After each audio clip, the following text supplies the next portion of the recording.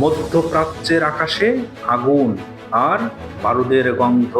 তবে সবার মনে একটাই প্রশ্ন, ইরান কেন আমেরিকা অথবা ইসরায়েলকে বড় কোনো হামলা করতেছে না? তবে কেন শুধু মধ্যপ্রাচ্যে মার্কিন ঘাঁটিতে ইরানের মিসাইলগুলো একটার পর একটা আঘাত হানছে? আজ আপনার মনে সেই প্রশ্নটারই উত্তর দেওয়ার চেষ্টা করব। তার আগে চ্যানেলটি অবশ্যই সাবস্ক্রাইব করবেন। ইরান ইসরায়েল আমেরিকা ত্রিমুখী সংঘর্ষে ইরান মোটেও বিচলিত নয়, কারণ ইরান জেনে শুনে যুদ্ধে অংশগ্রহণ করেছে। তবে ইরান শত্রুর শিরা কেটে রক্ত চিরতরে বন্ধ করার আয়োজন। ইসরায়েলের শক্তি শুধু মিসাইল সিস্টেম নয়, তার আসল শক্তি মধ্যপ্রাচ্যে অবস্থিত মার্কিন রাডার, স্যাটেলাইট লিঙ্ক, আগাম সতর্ক নেটওয়ার্ক। আর এই নেটওয়ার্ক ছড়িয়ে আছে মধ্যপ্রাচ্যের বিভিন্ন দেশে। কাতার, বাহরাইন, সংযুক্ত আরব আমিরাত এবং সৌদি আরব।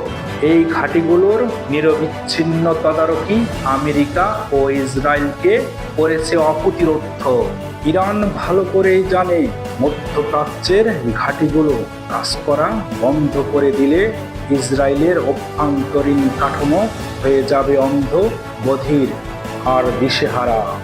তাই তো ইরানের টার্গেট শিকড় উপড়ে ফেলার। ইরানের এ হামলা যৌক্তিক, তবে নিজেদের অস্তিত্ব টিকিয়ে রাখার যুদ্ধ।